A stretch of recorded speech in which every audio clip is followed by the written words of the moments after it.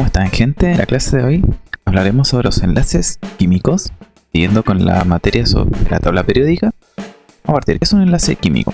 De partida, debemos recordar que cuando hablamos de sustancias químicas, nos podemos referir tanto a un elemento, que lo vimos en la tabla periódica, como a una molécula.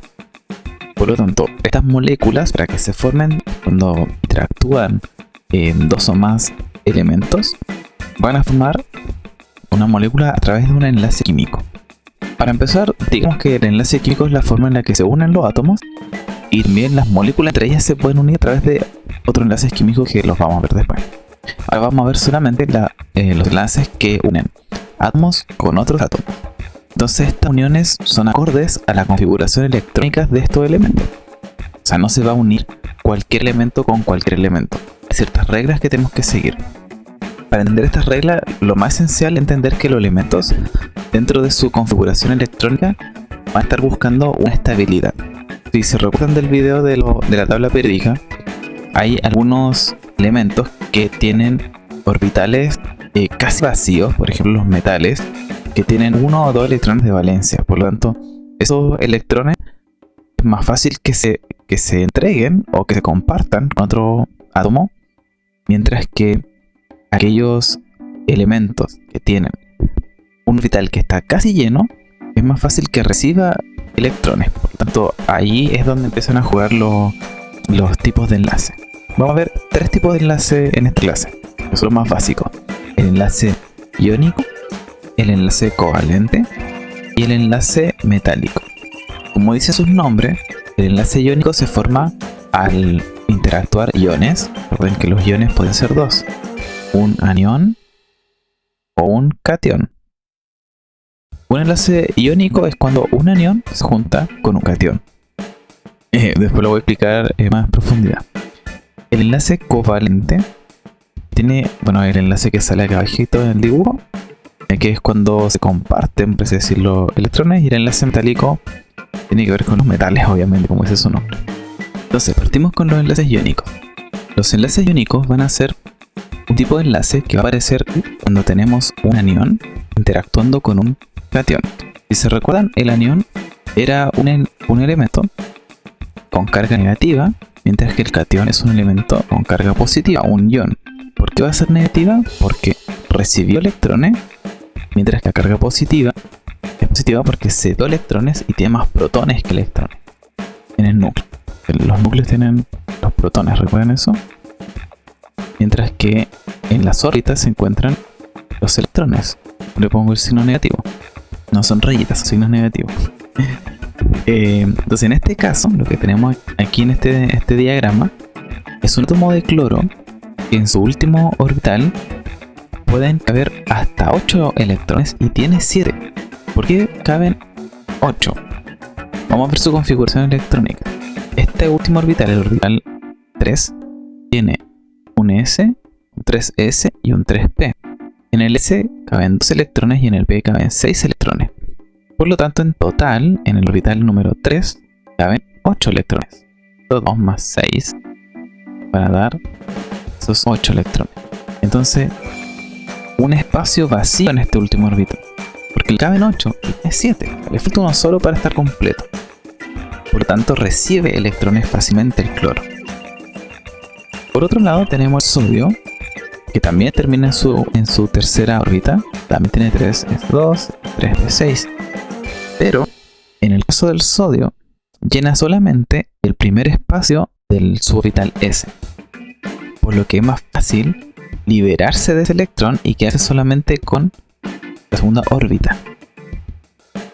Este proceso, el que vamos a llamar un enlace iónico.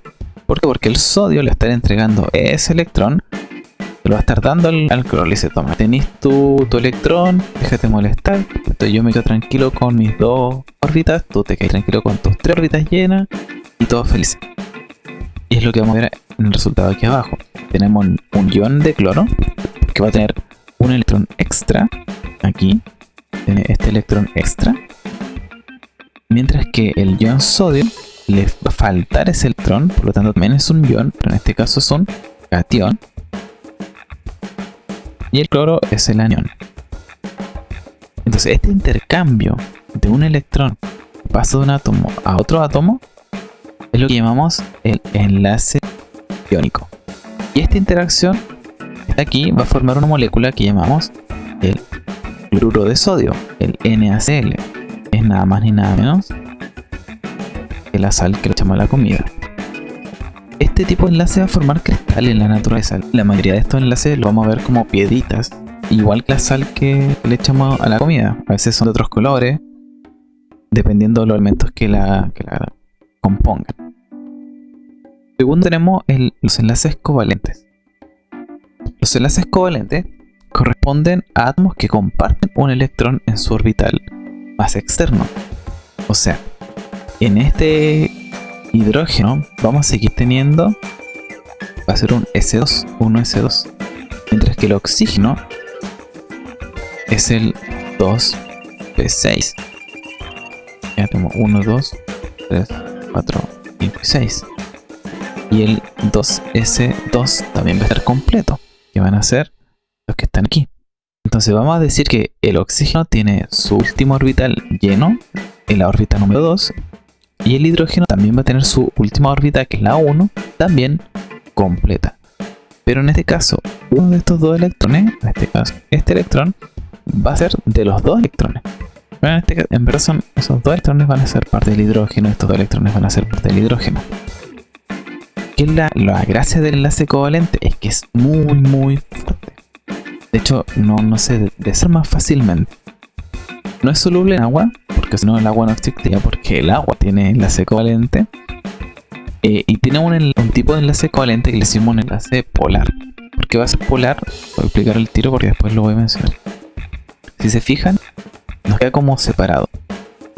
Sabemos que el hidrógeno es un protón. Y que también en el núcleo tenemos un protón y protón. Mientras que a este otro lado vamos a tener esos electrones. Sabemos que los electrones son negativos. O sea, a este lado de la molécula nos van a quedar más electrones, y a este otro lado nos van a quedar más protones. Entonces vamos a decir que este lado es negativo y este lado es positivo. Por eso le decimos que es una molécula polar, porque tiene polos, un polo positivo y un polo negativo. La mayoría de las moléculas orgánicas son moléculas con enlaces covalentes. Por ejemplo, una de las que más usamos en nuestro día a día es la glucosa, en la que se une oxígeno con hidrógeno también y carbono. Tiene 6 carbonos, y el carbono también, todas sus uniones son de enlaces tipo covalente. Aquí da lo mismo un poco si es que son no metales o metales. En la gran mayoría van a ser no metales los que forman enlaces covalentes. Y por último tenemos el enlace metálico. El enlace metálico, como dice su nombre, lo vamos a encontrar solamente en los metales. Y lo más normal es que sea en un estado casi puro de los elementos. ¿A qué nos referimos con puro? Que en este caso, como sale aquí en la imagen, tenemos cobre, solamente cobre.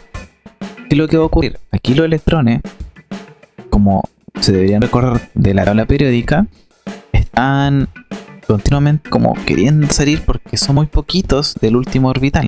Y entonces se empiezan a mover solamente. Queda, por así decirlo, como una especie de nube de electrones que rodea a los núcleos de estos átomos y que se pueden mover libremente. Y eso le da sus propiedades de conductor eléctrico. O sea, aquellos elementos que pueden mover más electrones con mayor facilidad van a ser mejores conductores que otros. En este caso, el cobre es el mejor conductor de electricidad en estado puro. El problema es que se puede oxidar y deja de ser. Entonces encontré esta imagen que explica bastante bien qué es lo que ocurre con los electrones en el iónico, que lo está regalando. Esto le pasa a un electrón, a él le sobra y le falta. En el enlace covalente los comparten. Y en el enlace metálico decimos que están jugando con los electrones, se los tiran de un lado para otro. Vemos un mini resumen de los tipos de enlace y dónde los podemos encontrar. Y el enlace iónico va a formar una red iónica, porque vamos a encontrar esos cristales. ¿Se acuerdan que le dije cristales que se van a formar? Vamos a encontrar estas estructuras que van a ser muy grandes, pueden ser demasiado grandes, sólidos, muy importante. Tienen puntos de fusión y de ebullición muy elevados. ¿Qué quiere decir eso? Que no se van a derretir. como son sólidos, no se van a transformar en líquidos fácilmente. Y esos líquidos, si es que los llegásemos a formar, tampoco se van a transformar en gas rápidamente. De hecho, es más fácil romper el enlace y que cada átomo siga su trayectoria como ion antes que como molécula se transforme en un estado de mayor energía. Son solubles en agua, porque como les dije, el agua al ser polar puede atraer agua, es positivo y este lado es negativo, este lado es positivo. Entonces el lado negativo puede atraer a los cationes, que son positivos, y el lado positivo puede atraer a los aniones, que son negativos, como opuestos se atraen. Entonces el agua puede romper esta estructura. Y lo pueden ver fácilmente. Cuando ustedes echan sal en el agua, los cristales desaparecen rápidamente. Si el agua está caliente, es más rápido todavía, porque hay más energía para que se puedan mover.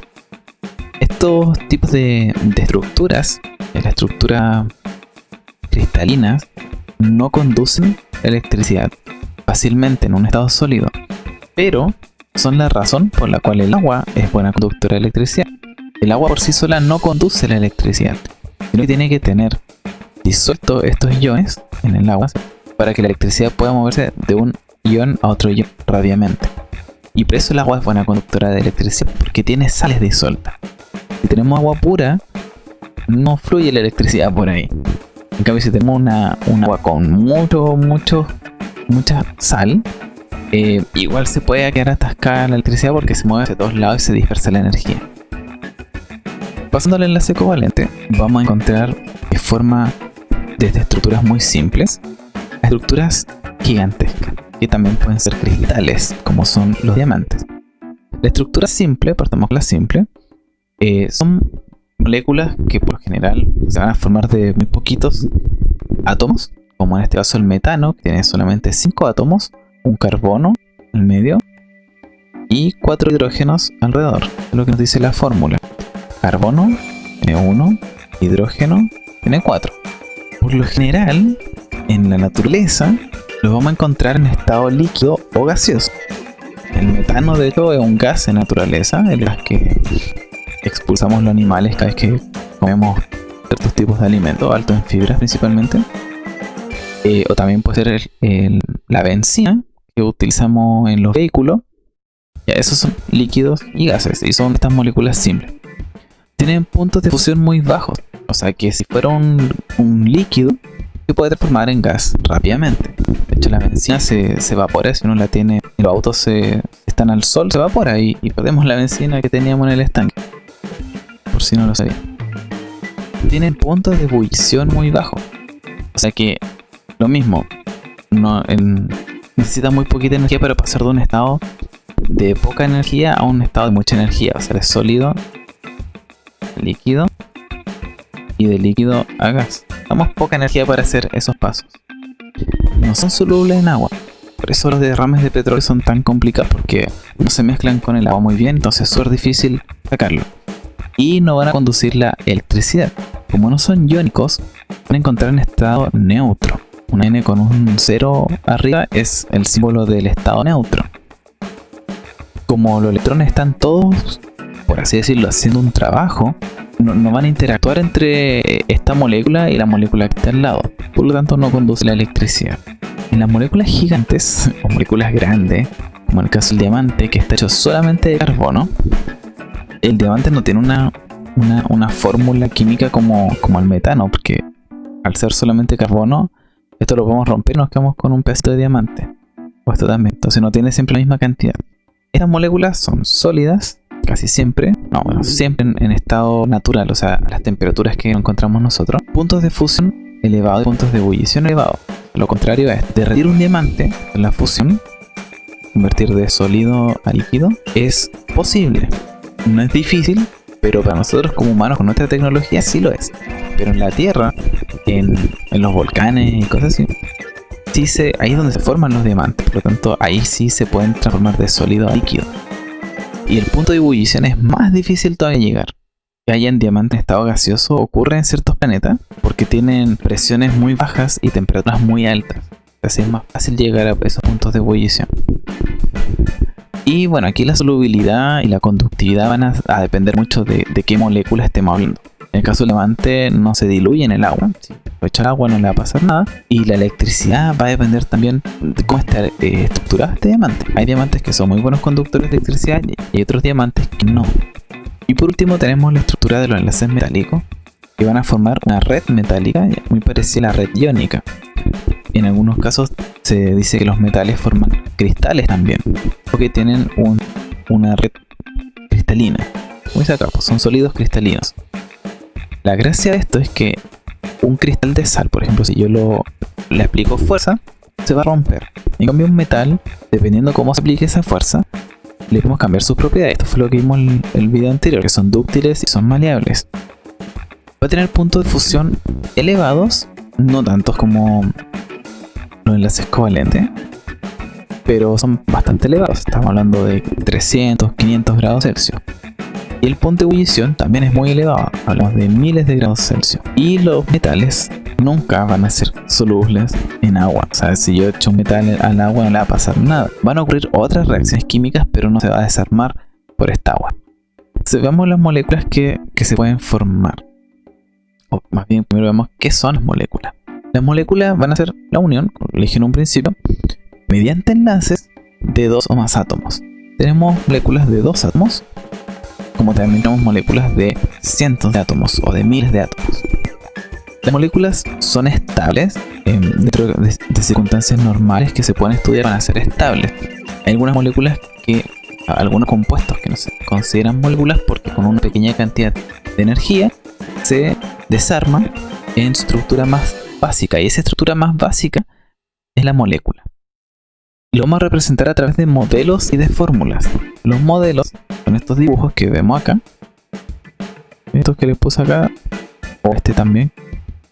Y las fórmulas son las que vimos antes, como por ejemplo la del metano, que era CH4. Esa es la fórmula del metano, CH4, que indica la proporción que existe entre los átomos. O sea, yo tengo, por cada 4 hidrógenos tengo un carbono, ¿ya? Pero recuerden que el 1 no se coloca. Entonces estas fórmulas químicas hay que seguir algunas reglas. Primero, que utiliza símbolos químicos. No ponemos cualquier cosa. Hay una convención a nivel mundial de qué letra corresponde a cada elemento. Por eso está la tabla periódica. Entonces sabemos que el nitrógeno, digamos esta clave que sale acá abajo, el nitrógeno es la letra N, y este dibujo en este modelo está pintado de color rojo. El oxígeno con la letra O y está pintado de color celeste. Y lo celeste desde la pantalla, eso. El carbono, el color negro o gris, y el hidrógeno son estos amarillos. Y estas líneas nos representan los tipos de enlace. Estos que están acá, que ven dos rayitas, se llaman enlaces dobles. Pero eso no los vamos a ver ahora. La fórmula, como les dije, nos representa las proporciones numéricas de los elementos. Como ven acá, la adrenalina tiene 9 carbonos, 3 hidrógenos, 1 nitrógeno. No se le pone el 1, pero tiene 1. Y se puede ver, ¿cierto? Ahí está. El 1, un nitrógeno. Y tiene 3 oxígenos. Entonces, esa fórmula lo que nos dice son sus proporciones. Y por último, las fórmulas solamente nos representan esto, o sea, sus símbolos, o sea, de qué elemento está hecho y cuáles son las proporciones de estos elementos. Pero no nos da algunas informaciones que pueden entregar otro tipo de propiedades del elemento. Las características de las sustancias, de las moléculas, pueden variar de acuerdo a cómo se encuentran los elementos dentro de la molécula. Por ejemplo, si se fijan aquí, esta parte, que este oxígeno que está unido con un doble enlace, lo cambiamos de esta posición a esa posición, y esta molécula que está aquí la cambiamos para allá. La fórmula es la misma. ¿Sí? Esto es C3, O3, H12, y también tenemos C3, O3, H6. Pero la distribución que tiene es distinta, y eso no lo dice la fórmula. ¿Por qué no lo dice? Bueno, porque tendremos que hacer otro tipo de fórmula. Pero saber esto es bien importante, porque hay moléculas que pueden ser venenosas, por ejemplo, tóxicas para nosotros si tienen, por ejemplo, esa configuración, o ser beneficiosas como si tienen esa configuración. Por ejemplo, la glucosa, nosotros la podemos utilizar más fácilmente si es que tiene un cierto orden, pero si tiene otro orden, vamos a encontrar una glucosa que vamos a necesitar gastar más energía para poder utilizarla, entonces no nos va a dar al final tanta energía. Hay una molécula que se llama telatomida, tiene una historia bien interesante porque una persona ganó el Nobel por lo que les voy a explicar ahora. La telatomida, en un estado, vamos a suponer que el de la mano izquierda, es un fármaco que disminuye el dolor y puede evitar, por ejemplo, cosas como las náuseas. Entonces, como tenía estas características, se comenzó a utilizar, estamos hablando de los años 1850 y algo, se comenzó a utilizar para tratar los síntomas del embarazo, o sea, de los primeros meses del embarazo, las náuseas, los dolores, porque los huesos se comienzan a mover de la cadera, y nosotros conocemos el tema de las náuseas, es bastante conocido ese síntoma. ¿Qué es lo que pasa si la telatomida cambia su configuración a esta otra? Ya decimos un enantiómero. Enantiómeros son dos moléculas que son exactamente iguales, pero cambia su orden. Si tenemos otro enantiómero de la telatomida, vamos a tener una molécula que puede causar malformaciones en un feto. Ese tipo de sustancias le decimos teratógeno. Esas son sustancias que pueden producir enfermedades o incluso hasta muerte. Y a esa en particular, esta se le decía la enfermedad del cíclope. Los niños nacían con un solo ojo y vivían muy poquito tiempo. La verdad es que no eran viables con la vida. Y hubo una señora que fue la que ganó el Nobel, no me acuerdo en este momento el nombre. Ella insistió mucho en que estas moléculas, a pesar de que parecían químicamente las mismas, no eran la misma. Y así ahora sabemos que existen este tipo de sustancias que pueden ser químicamente idénticas, pero su distribución dentro de las consecuencias negativas o positivas dentro de nuestro cuerpo, o en donde las queramos usar. Por ejemplo, si usamos, hay unos fertilizantes que hace años también se utilizaba o ayudaba a la planta, la mataba. Entonces, mejor evitarlo ahora. De hecho, en el caso de la telatomida, ahora está prohibida, ya no se comercializa, porque a pesar de que podemos producir el enantiómero que es positivo para nosotros, que puede quitar dolores y náuseas, en nuestro cuerpo se transforma el otro. Entonces, a pesar de que nos podemos tomar una pastilla con la telatomida buena, por decirlo así, nuestro mismo cuerpo le da las condiciones para que se transforme en la otra configuración y sea tóxico. En un adulto, si la toma, también es mala. O sea, no crean que solamente causa malformación en efecto.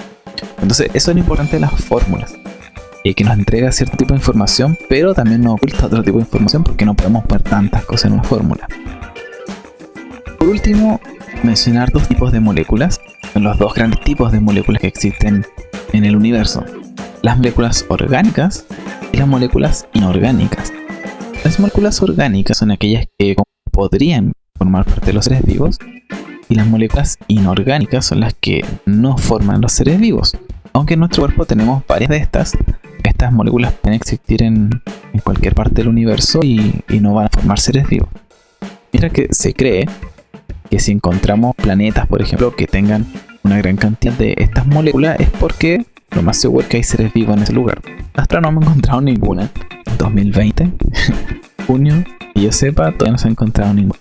Para diferenciarlas, químicamente hablando, vamos a encontrar que el elemento principal de las moléculas orgánicas es el carbono, y este carbono va a estar unido o va a haber reaccionado a dos elementos principalmente, al hidrógeno y al oxígeno.